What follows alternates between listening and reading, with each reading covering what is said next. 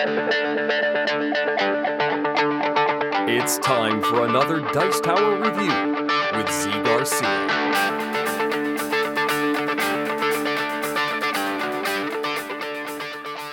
Hey folks, today I'm taking a look at a simple card deployment game called Kenjin, in which you are going to be using your clan of characters, your samurai, and your warlords and things like that, to go up against your opponents over specific battlefields and try to, with some trickery, some hidden card play, win the day and score those battlefields. Very straightforward game with then some special powers sprinkled on top of that. Let me give you an overview of how this works, and then I'll tell you what I thought of this little game. Here we go.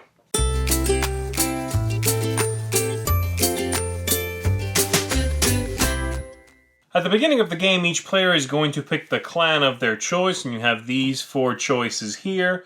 And then we are going to set up these battlefield cards in a specific configuration depending on the number of players.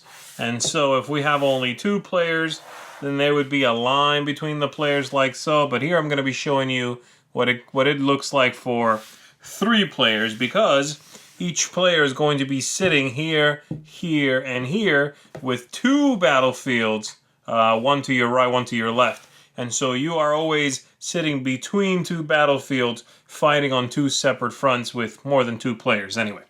And so this is the setup here. There are 6-point battlefields in the middle, and then a 4-point battlefield on the outside. And you can't quite see this one, but there are 2 battlefields there as well. Okay?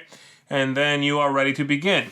Each player has their own clan, as I said, and you are going to be deploying these to the battlefields in the deployment phase. And then once everybody's played all their cards, we are going to compare the strength at all of these and see who wins the most battlefields, victory points, and the most of those is the winner of the game, of course. On each turn, you are going to play 2 cards. And so let's say I am the green player, I'm over here, and I am going to be able to play from my hand of cards here 2 cards. The cards themselves will tell me how strong the card is. The type of card is up here, a power that is represented at the bottom, and then here at the top there is a question mark, or there is a little I, and that means if the card is played face up or face down. And so on my turn, I could deploy a card here, that one face down, and on the back it tells you as well if it's face up or face down. And then I could deploy, say, this one face up, and I could deploy that one to this battlefield, for example. When you deploy one face up, it'll trigger typically something right then and there. If you can do it, you must do it. If it's face down, then we will resolve it at the end of the game when everyone has played all their cards. And the cards have specific powers, as I said, things like this one, for example, the archer. At the end of the game, if the opponent's samurai is there, you will eliminate that samurai. This one, as soon as you play it, it lets you look at a face-down card. This one doesn't have a power, it's simply a 3. And so there are many different powers like that, and you also have your warlord, is the mounted figure here. And you must make sure that you do not play your warlord last. If it's the absolute last card you play, you've acted like a coward and will lose several victory points. So you want to make sure you don't do that. But of course, you want to be careful you don't, put it out there too quickly and they get sussed out and killed. So that's the idea. So again, on your turn, you simply deploy 2 cards, and then the opponent next to you will deploy their cards, and so on until you've played out the entire hand. The last round, you'll have a single card left, and you'll play that one. And then we resolve everything. Every battlefield has a special power that ties to that battlefield. And then, of course, all the cards have special powers as well. So let me show you some of those up close. Here are just 4 of the battlefields that you might go up against. And again, they have a power up here, very simple. This one, for example, says you can have each player a maximum of 3 cards deployed to that battlefield on your respective side, of course. So that's the limitation on that one. And again, if you win it, that is 6 victory points. There are 4s and there are 6s. This one here means that after you've revealed your secret units and you've activated all the special powers on them, but before you total up the strength to see who wins the 6 victory points, each player is going to have to destroy their weakest card. So you need to be aware of that. If there are cards with the same strength, you get to pick which one, but something before you add up points is going to die. This one here, which is worth only 4 victory points, says that before you reveal the secret units, you are going to count the face-up army cards deployed on your side of the battlefield, and you are going to add 1 to your total strength for everything that was deployed here face-up, not face-down, and then you reveal everything and count up your total. And then the last one I'm showing you here, the rice field. This one makes the strength of the peasants 1 instead of 0. And I'm going to be showing you some of those now. The peasants also, at the end of the game, for every battlefield you won and you had peasants there, you are going to get extra victory points for that because they are the weakest unit in the game. So let me show you up close some of the cards.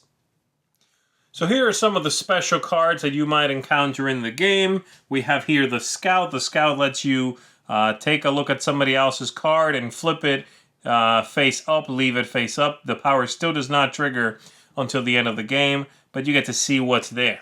This one allows you to take a look at a face-down card and then put it back face-down on the table.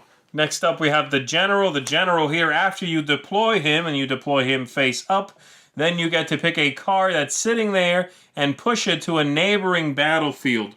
And so you can sort of, fix something that you think you needed to, I shouldn't have deployed this here, I should move it to the next battlefield, something like that.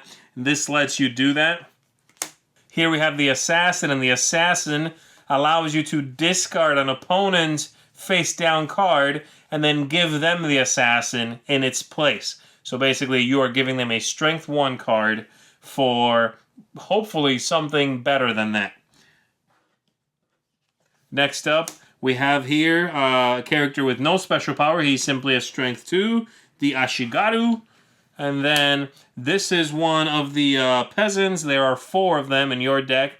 And again, if at the end of the game they are sitting in a battlefield that you won, you get +1 victory point for the peasants having succeeded in being part of an army that won. And then lastly, here you have the Lord, who has 2 different, has 2 strength, and you get +1 for the Lord if you have cards that have been placed on the stack before him. And so if he is the 3rd card, then it's 2 plus the 2 cards that were played before he was played. If you conquer a battlefield where the Lord has been deployed, you're also going to get +3 victory points. So that's basically it. Again, you have a bunch of battlefields. You have a bunch of cards here. You are going to deploy all of these. You are going to, once everybody's deployed, compare all the battlefields, take into account all the special powers. And whoever has the most victory points at the end of the game is the winner of Kenjin.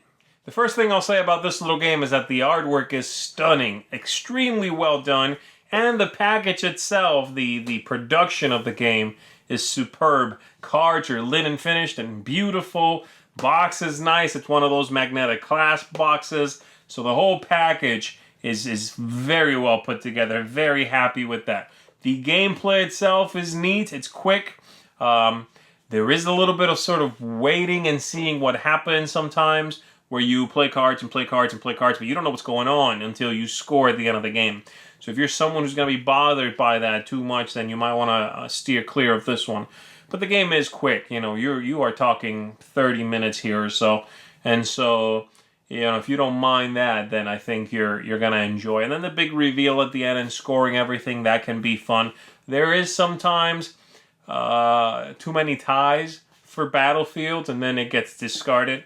I wish maybe the math was a little more loose and there weren't so many ties, but the game feels tight and well balanced, and the powers are fun. So, again, I'm nitpicking here. I can't fault the game for that too much.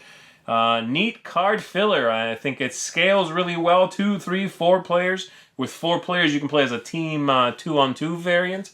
So there is that if you want to do it that way.